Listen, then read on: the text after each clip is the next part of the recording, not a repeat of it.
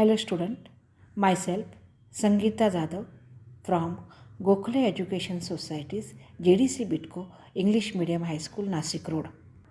Student, till now we have finished Unit 1. Now we will start Unit 2, lesson number 9, and it is very interesting and funny poem. The poem name is The Tree Wontigongolope. The poet name is C.G. Dennis. He is popularly known for his humorous poem. Sir C.G. Dennis, born in the year 1836, and this poem is written in 1912. This poem is divided into 4 stanzas. In this poem, the poet C.G. Dennis again and again telling us to pronounce the poem because it is very difficult to pronounce. So, this poem word is divided into three words.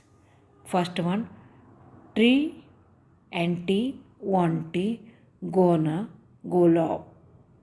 So, student, I will read the poem first.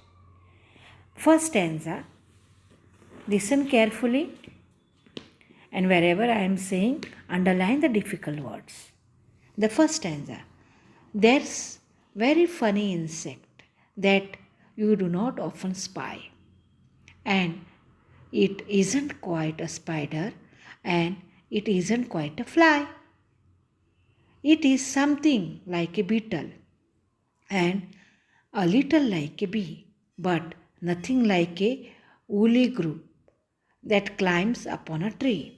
Its name is quite a hard one, but you will learn it soon, I hope. So try, anti-wanty, go, no, low. Second stanza, it lives on weeds and wattle gum and has a funny space. Its appetite is hearty and its manner a disgrace. When first you come upon it, it will give you a quite scare. But when you look for it again, you will find it isn't there. And unless you will call it softly, it will stay away and move. So try, anti-wanty, go, no, low.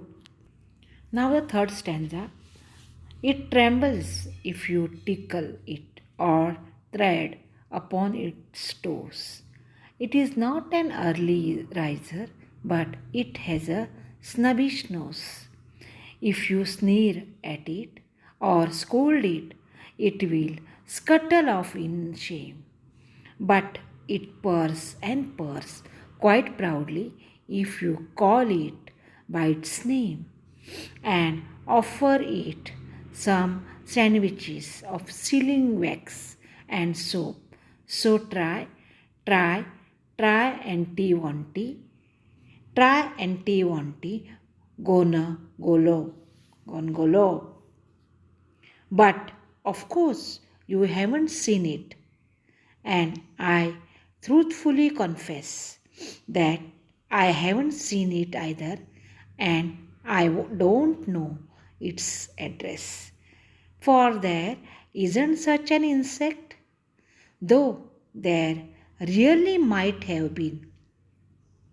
If the trees and grass were purple and the sky was bottle green, it's just a little joke of mine which you will forgive, I hope.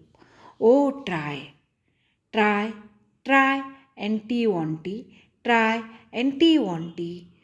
go lope. So, student, in the first stanza, I will give you the difficult words.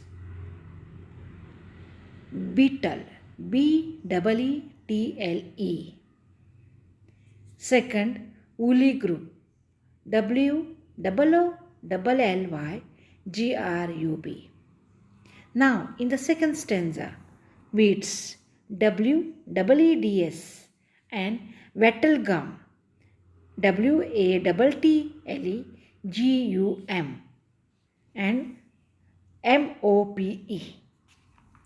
In the third stanza, first difficult word is trembles, TREMBLES, snubbish, NUSBISH,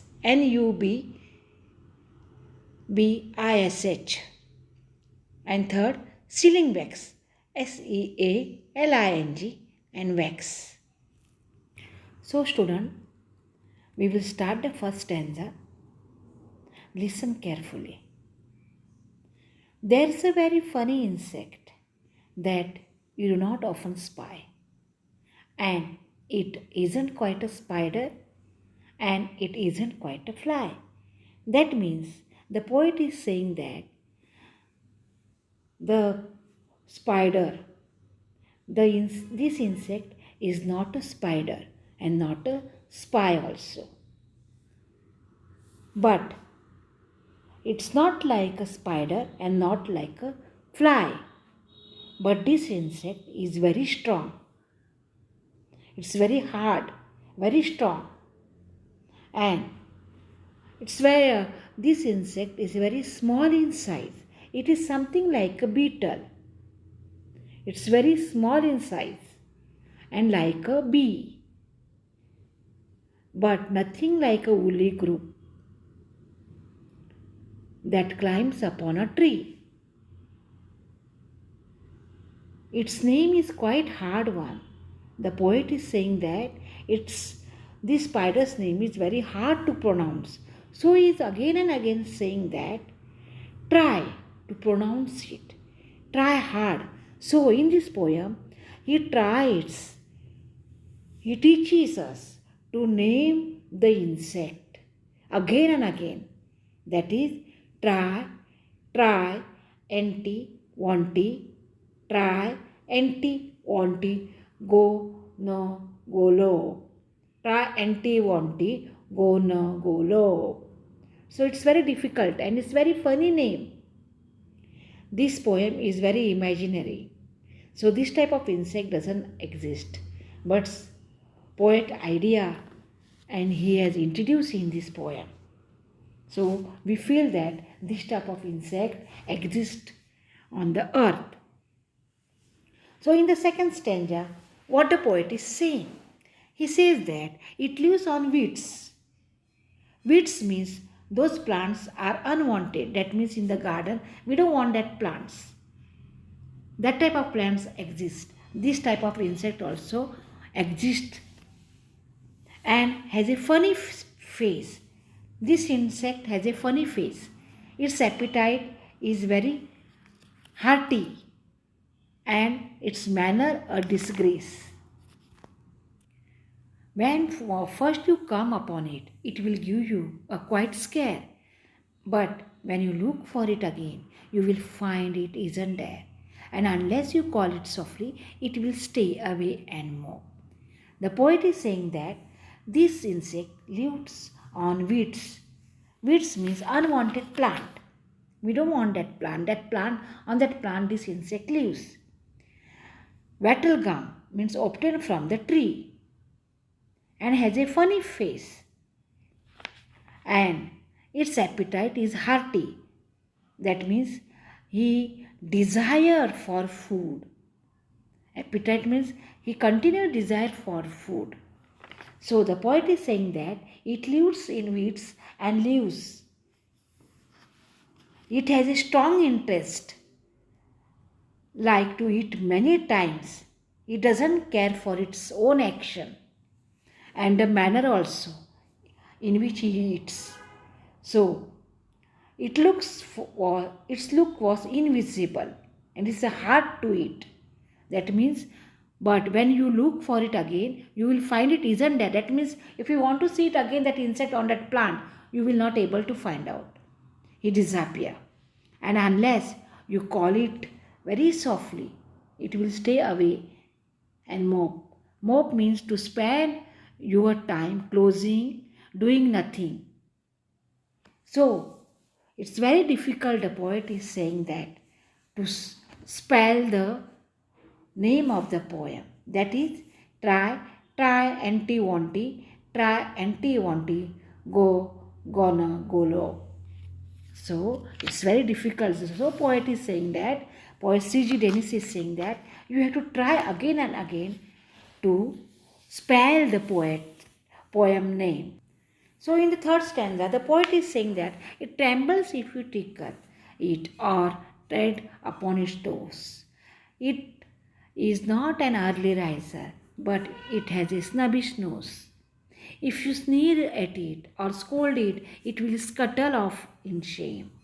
But it pours and pours quite proudly, and if you call it by its name and offer it some sandwiches of sealing wax and soap. So try, again is saying that. Try. Sealing wax means a type of wax which melts quickly, heated and become hard quickly when cooled. So poet is saying that this insect action is very lazy type of. That means if it gets anger, its nose is like a running nose. When you get a cold, that time how your nose are running. So you cannot see the face. It's very angry type of space. So the poet is saying that you have to call it. If you call it name again and again, it's very difficult to pronounce.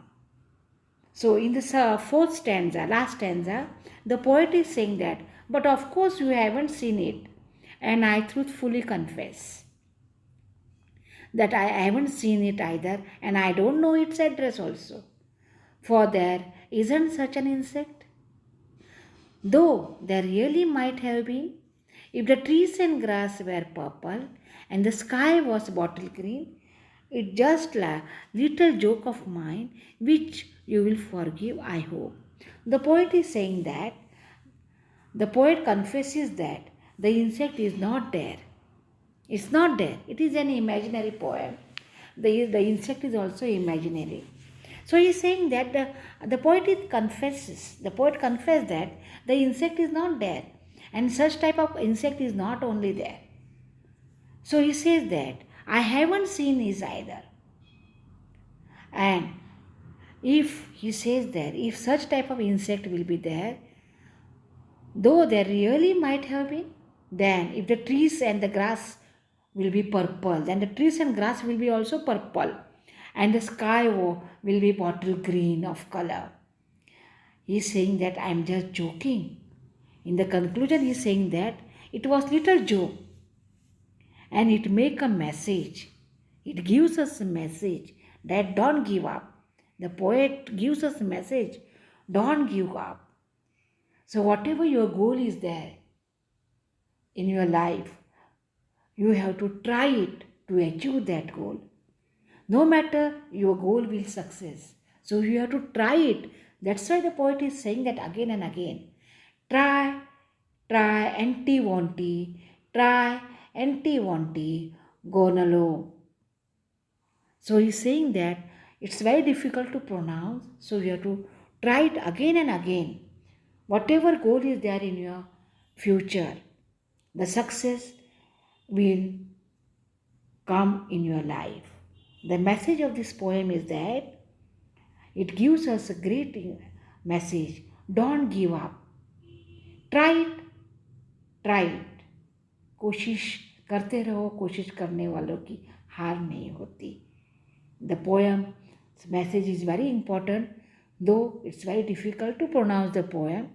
But the poem is very funny, and the insect is also an imaginary insect.